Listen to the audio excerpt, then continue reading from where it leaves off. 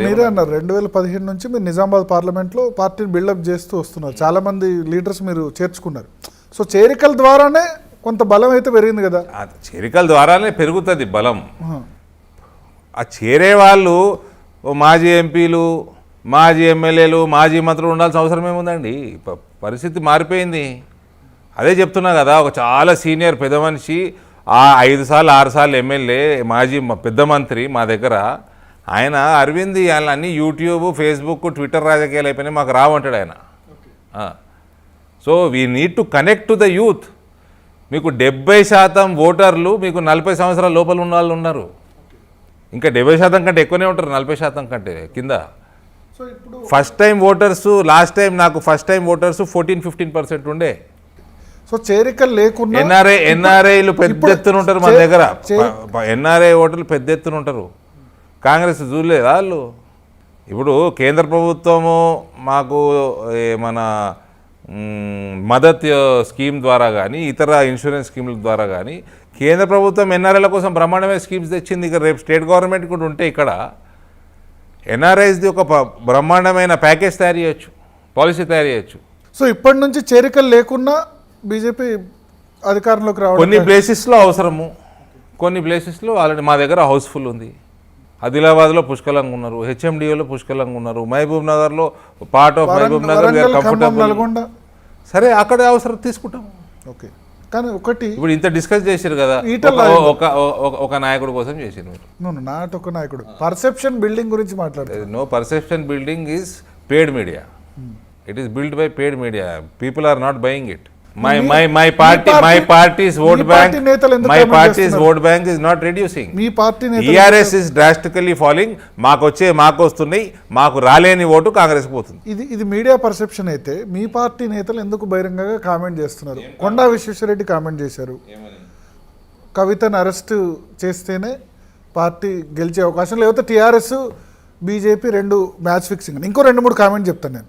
ఈటల రాజేందర్ అన్నారు చేరికల committee convener ఇచ్చారు, ప్రపంచంలో ఎక్కడా చేరికల కమిటీ అన్నది ఉండదు, నాకు మాత్రం నాకు చేరికల పేపర్లో రాసిర్రు.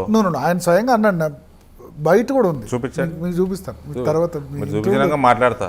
ప్రపంచంలో చేరికల కమిటీ ఉండదు. టికెట్ అష్యూరెన్స్ లేని ఎవరు జాయిన్ అవుతారు? మాకు లీకేజ్ వచ్చింది, మాకు సోర్సెస్ ఇవన్నీ మేము మాట్లాడము. ఆయన బయట చూపెట్టాక డెఫినెట్ గా ఈటల రాజేందర్ ఈ కామెంట్ చేశారు, చేరికల కమిటీ కన్వీనర్ నాకు ఇచ్చారు కానీ ఇది లేదు. రెండోది ఏంటంటే టికెట్ అష్యూరెన్స్ లేని ఎవరు జాయిన్ అవుతారు పార్టీలో? టికెట్ అష్యూరెన్స్, ఎందుకంటే నేనేమో టికెట్ గురించి మాట్లాడతాను, అక్కడ పార్టీ ప్రెసిడెంట్. సిస్టమ్ ఏంటంటే ఇప్పుడు నాకు కూడా కమిటీ ఇచ్చారు, నేను రిపోర్ట్ ఇచ్చేసిన.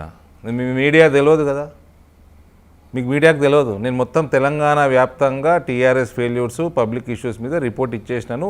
దాని మీద అసెంబ్లీ వారీగా ఆల్రెడీ ఇంతకుముందు మేము చేసిన ప్రోగ్రామ్స్లో ఛార్జ్ షీట్లు వాటన్నిటి పార్టీ కూడా రీసెర్చ్ చేస్తుంది, నేను కూడా రీసెర్చ్ చేసి ఇచ్చేసినాను. జాయినింగ్ కమిటీ కూడా లిస్ట్ ఇచ్చేస్తుందండి. టికెట్ ఎవరికి ఇవ్వాలా, ఎవరు అష్యూర్ చేయాలా వాళ్ళు నిర్ణయం చేస్తారు. They are the people who will negotiate. Joining committee will not negotiate. Joining committee will decide, will forward the list of candidates whom should be absorbed by BJP to strengthen BJP. Negotiation will be done by High Command. Ticket assurance లేదు ఎవరు join అవుతారు అని assurance అక్కడ. ఇప్పుడు భరత్ ఉన్నాడు, మీది ధర్మపురిలో భరత్ వస్తే మనకు బలంగా ఉంటుంది అని మేము పేరు పంపించాలి. టికెట్ అష్యూరెన్స్ వాళ్ళు ఇస్తారు, ఇక్కడ ఎవరు ఇవ్వలేరండి ticket assurance. Reserved constituency. This is the national party, this is the largest party of the world.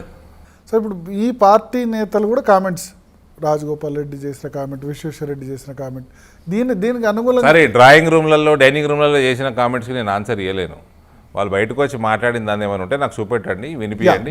బయటకు వచ్చిన దానిలో విశ్వేశ్వరరెడ్డి అన్నారు కవితను అరెస్ట్ చేయకపోతే నమ్మట్లేదు మమ్మల్ని. తెలంగాణ ప్రజల్లో సెంటిమెంట్ ఉంది, ఆయన చెప్పి ఉంటారు.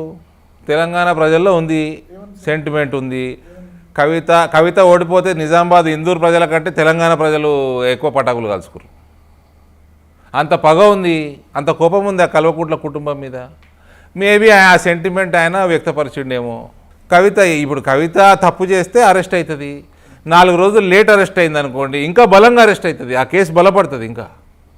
తప్పు చేస్తే లోపలికి పోడు కాదు, ఎక్కువ లోపలికి పోతుంది. తప్పు చేస్తే అరెస్ట్ ఇప్పుడు ఫస్ట్ కవిత పేరు ఉండే, ఈ మధ్య ఆమె హస్బెండ్ పేరు కూడా వచ్చింది. హస్బెండ్ పేరు భూములు కొన్నారని వచ్చింది కదా. సో కేసు బలపడుతుంది.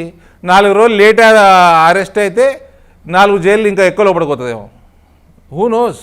ఇప్పుడు మీరు ఒక మాట అన్నారు, తప్పు చేస్తే అరెస్ట్ అవుతుంది. అవును, మీరు తప్పు చేసింది అనుకుంటారు. 100% తప్పు చేసిందని నాకున్న నాలెడ్జ్ ప్రకారం ఛార్జ్ షీట్ చదివినా కాబట్టి తప్పు చేసిందని నేను కూడా అనుకుంటున్నాను.